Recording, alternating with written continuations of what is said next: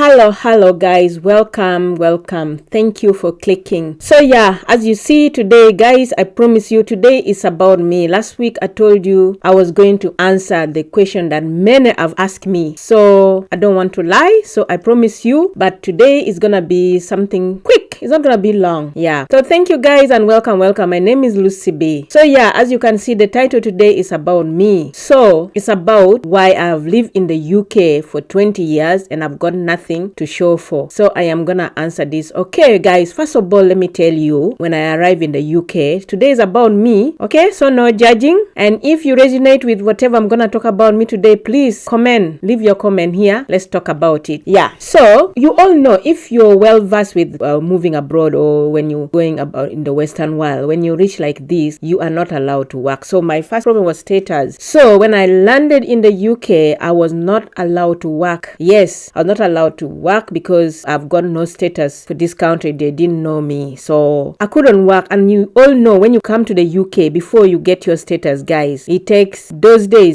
7, 10 to 20 years. So mine took 7 years. Yeah, so 7 years out of my 20 years. Yeah, I was not allowed to work. I was not allowed for any public. I was not allowed to do anything apart from what they give me. Yes, so that was another reason why I couldn't work or save, or like I had no money whatsoever. And during that time, even if I wanted to go to uni, because when I left my country, I'd already finished my advanced level. So every time I want to apply for uni, nobody would allow me. They'll say I have to pay international fee. Guys, international fee. I am a total orphan. I've got nobody and I'm not allowed to work. I had no money. I could not afford that kind of amount. So yeah, I couldn't work. But when I left Africa, I wanted so much to be a nurse by then, or even a doctor.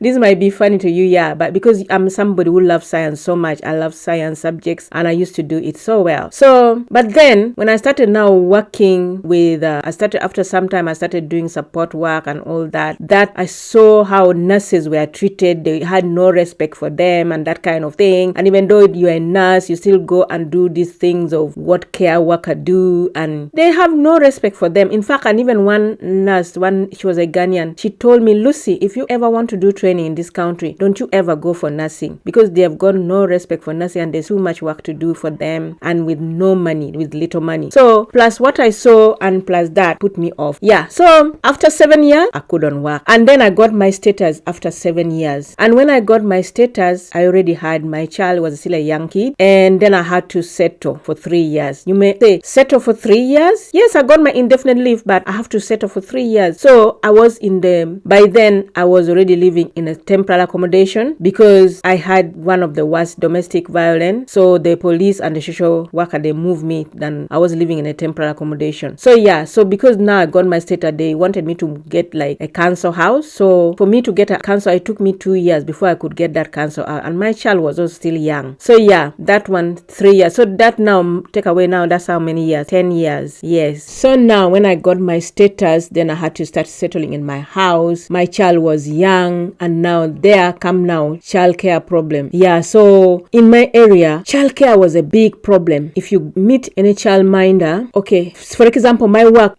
most of the work when I get, you start like 8, and then most of the child minder that I get, they are not even nearby. They start also 8. If the one that start early is like for example, my child's school, like breakfast class, they start like 7:45. I start work at 8, and then I have to drop my child 7:45. My workplace take about 30 minutes. So now you see that it was so hard, and most of the time I was reaching late at work. And then I remember, and during this time there was no this flexible working like the way I see now. Now I see the parent, like they have flexible working like where I work. I see some people who have got children, they come to work like 9:30, 10, and then also like they can finish early. So, and other places they can go early and finish early. At least they have like really big flexibility. Yeah, but my time there was no flexibility. So I tried to talk to my manager, and then one of my manager, I remember this manager is from South Africa, I think. She's a black lady. She told me that if you know that childcare is so much of a problem, why do you go and open your legs and have children? Guys. Well, she pretended like it was like a joke, but that was a very big joke. When I I went back and told some of my, they were like, report her, you know, she can't talk to you like that.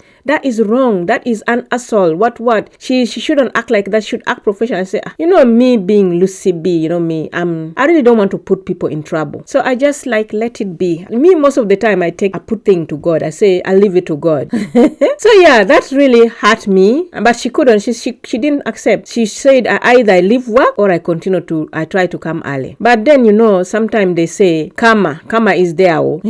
So I remember sometime back, I met this lady. I went in a supermarket to buy something and she was there. She was really stinking. She was smelling so bad. She was smelling alcohol. She was dirty. Imagine a manager. I was shocked. I was surprised. Then I decided to call one of my colleagues who still work there. I said, my sister, what happened to our manager? I saw manager today. I met manager. She was looking unkept. She was like, you didn't hear? I said, what is it? That manager, she was stealing money from one of the clients. And then they caught her. The family of the client, they put their camera. Because every time money was getting lost and she was saying that it was those carers stealing the money. But then the family became smart and then she was caught on camera red-handed and she was sacked. And even everything, she lost everything. I'm like, you see? Hey, when you're on top there, don't be so, boastful. Don't treat people bad. You know, when you treat people bad, it will always come back to you. So yeah, I didn't wish her that, but look, I don't want to say that, but for me, I am very lucky girl. I'm not just proud, but I wasn't surprised because like for me, always when you do something bad to me, it will come back to you. I'm not being proud. It will come back to you in a different way. Whenever somebody hurt me, if you hurt me and I like feel bad, I cry or whatever, I don't want to be boastful, but I don't know whether there's some luck or whatever. You're gonna have some pain somewhere at some point. It may not come now, but it will come. It doesn't even take long. So yeah, so that's what happened to her. Now she's just like a nobody. So yeah, but she shouldn't have said that because that time I was really struggling with childcare. And then another one, I remember one time I called I was looking for like maybe the one that start early. There was one that at least she would start like 7:30. When I called her, she was a white lady. And then I said I needed to register my child with her. She was like, oh, unfortunately we don't take colored kid. I'm like, I'm like, why? She said, oh, because some of the food that I cook, they don't eat. I've experienced that. Most of them that come here, they don't eat. So I'm like, well, not all colored kid, because my child was born here and it doesn't even eat most of my food, really eat any food here. But she said no. So I'm like, So you see, if you still don't believe there's racism, that one now you can see for yourself. There's racism somewhere here, somewhere, at some point, at a small scale, you will find racism like that. So yeah, many times I get work. It was hard. I was reaching late. It was really hard because flexibility was not there. It was really, really hard. Yeah. To reach at one point now, I started even working like 0 hour, like 0 hour where like you only work when there's work. Sometimes they call you, sometimes they call. And that is the worst work ever because sometimes you get less money, sometimes you get money. And then it started affecting my rent and all that. It was the hardest time of my life during that time when my child was young. So because of that, I could not save. I'm not working. I could not save. I could not. So yeah, in that case, how do you expect me to like have something? I don't know if it was me, but many women of that time, it was. I don't know, even some, though there is flexibility, I believe they still struggle because I've seen so many who can't even work full time. They have to work part time. And when you're working part time, you can't save. And with all the money in this country that goes to bills, stuff for children are so expensive. You cannot save. It's really hard to save. Yeah. Then now when my child became of age, I decided to go to uni. And because I've been out of school for so long, I had to start with Access. So I studied for 1 year. That is to just make me get used to the system of the UK and all that. And then after I finished that, then I had to study for another 3 years. So that's altogether 4 years at the university. So you come out also, when you come out straight away, there's no job. If you've not done like nursing in the UK, it's very hard for you to get jobs straight away. But when you've done nursing, before even you finish, there's job everywhere. Okay, like for my case, it was like during COVID time when like before I even finished my dissertation, I had applied for one job and straight away I got that job. But that job that said January is when we start and the pay was so good. We start January and I knew by January I would have finished my dissertation, I would have submitted everything. But because of COVID, now, before even I finished my dissertation, I'm like, no, I was at that time I was even extremely stressed, you're doing dissertation, you're doing assignment and all that, and then they call me for job. I couldn't do that. I rejected that job, thinking that maybe since I just applied one, I got the job, I'm gonna get again.